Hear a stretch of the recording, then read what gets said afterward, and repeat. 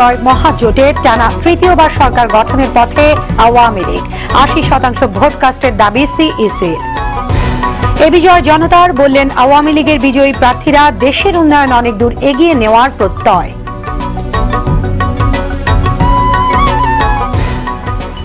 এবং নির্বাচনী সহিংসতায় 14 জেলায় প্রাণ গেল 18 জনের, এর মধ্যে 8 জনই আওয়ামী লীগের।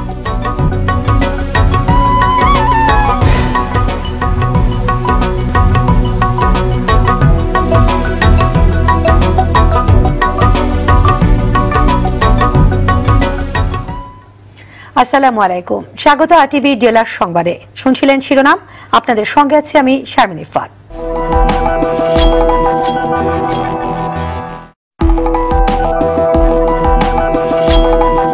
সংবাদের শুরুতেই মার্কুইস পাম্প একাদশ জাতীয় নির্বাচনের খবর।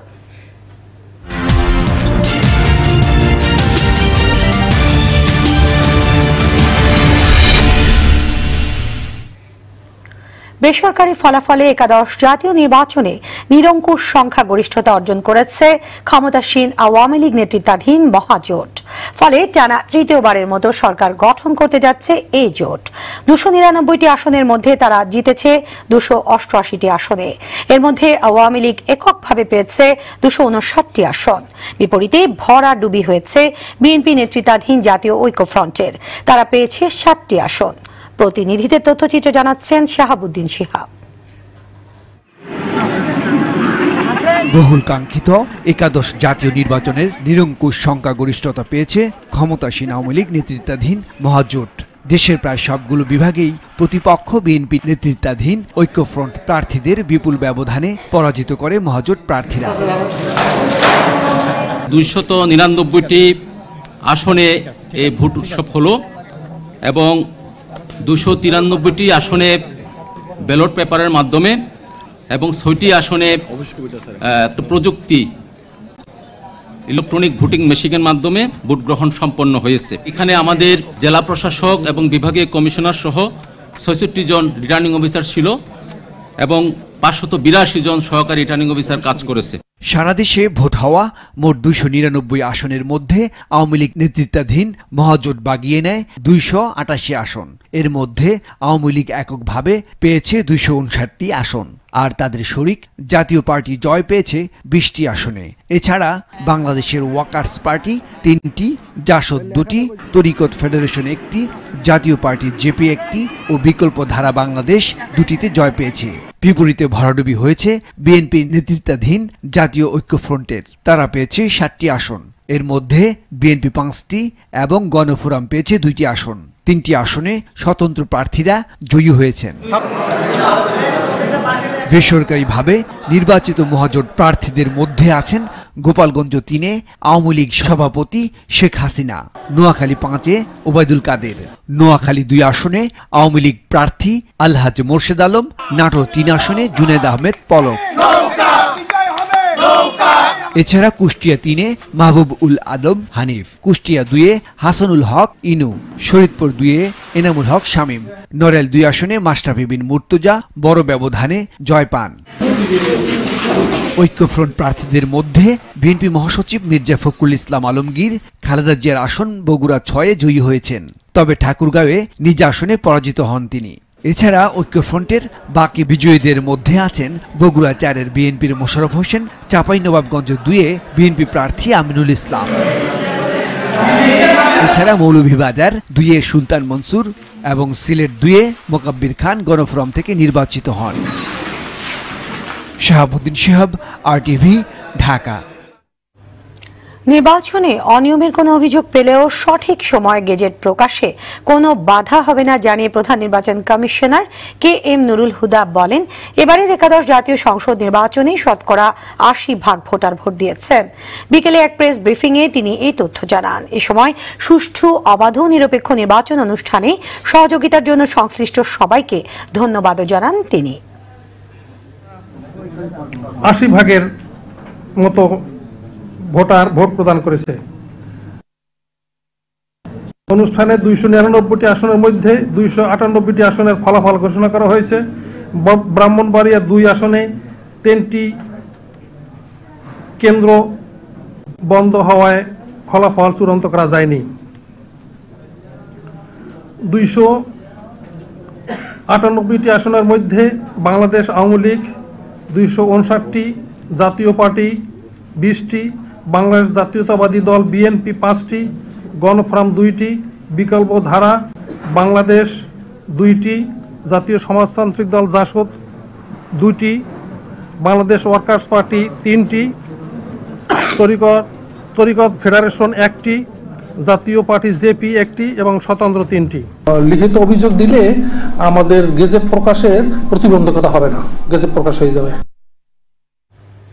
দর্শক, লক্ষ্মীপুরে আছেন সহকর্মী পলাশ সাহা, সেখান থেকে আমাদের সঙ্গে যুক্ত হচ্ছেন তিনি।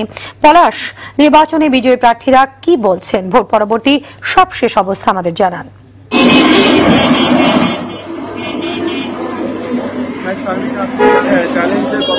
লক্ষ্মীপুরের 4টি আসনে কিন্তু বেশ উৎসব মুখর পরিবেশের মধ্য দিয়ে ভোট গ্রহণ সম্পন্ন হয়েছে, আর ভোটাররাও কিন্তু বেশ স্বতঃস্ফূর্তভাবে তারা ভোট প্রদানে তারা অংশগ্রহণ করেছেন। এদিকে জেলা রিটার্নিং কর্মকর্তা এবং জেলার প্রশাসক অঞ্জন চন্দ্র পাল আনুষ্ঠানিকভাবে যারা বিজয়ী হয়েছেন তাদের নাম ঘোষণা করেছেন। এখানে আপনাকে জানিয়ে রাখি যে লক্ষ্মীপুর 1 আসন থেকে নির্বাচিত হয়েছেন মহাজোটের সমর্থিত প্রার্থী ডক্টর আনোয়ার হোসেন খান, এবং লক্ষ্মীপুর 2 আসন থেকে নির্বাচিত হয়েছেন কাজী শহীদুল ইসলাম পাপুল। লক্ষ্মীপুর 3 আসন থেকে নির্বাচিত হয়েছেন একেএম শাহজাহান কামাল, এবং লক্ষ্মীপুর 4 আসন থেকে নির্বাচিত হয়েছেন আব্দুল মান্নান।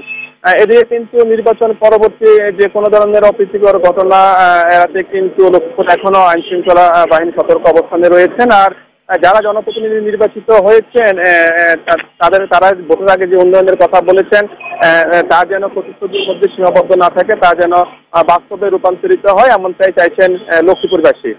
শারমিন, ধন্যবাদ আপনাকে। দর্শক, লক্ষ্মীপুর থেকে জানাচ্ছিলেন সহকর্মী পলাশ। এবারে রংপুর থেকে সেখানকার নির্বাচন পরবর্তী খবর জানাতে আমাদের সঙ্গে যুক্ত হচ্ছেন জাহাঙ্গীর আলম বাদল।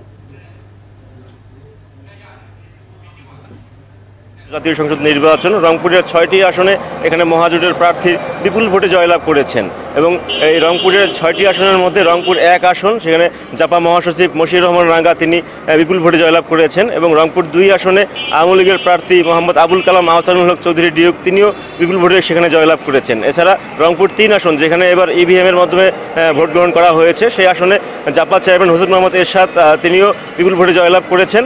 এছাড়া রংপুর 4 আসন, সেখানে আওয়ামী লীগের টিপু মুন্সি তিনি নৌকা মার্কায় বিপুল ভোট পেয়ে জয়লাভ করেছেন। এছাড়া রংপুর 5 এইচ.এ. আশিকুর রহমান, সেখানেও আওয়ামী লীগের প্রার্থী জয়লাভ করেছেন। আর অন্যদিকে রংপুর 6 আসন, যেটি জাতীয় সংসদের স্পিকার ডক্টর শিরিন শারমিন চৌধুরী তিনি সেখানে নৌকা মার্কায় বিপুল ভোটে জয়লাভ করেছেন। তা রংপুরের আমরা দেখেছি 6টি আসনে সুষ্ঠু সুন্দর পরিবেশে নির্বাচন অনুষ্ঠিত হয়েছে, 2-1টি বিচ্ছিন্ন ঘটনা ছাড়া।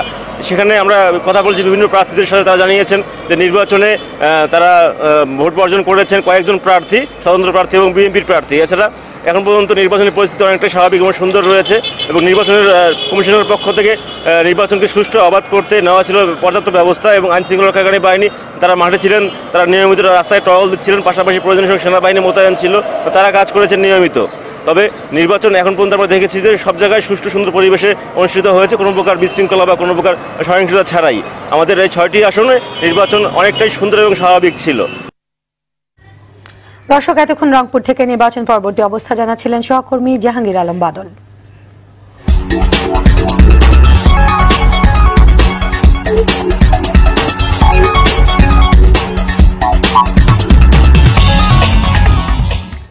কেওয়াই স্টিল কেওয়াই লুম ভোটের মাঠের খবর।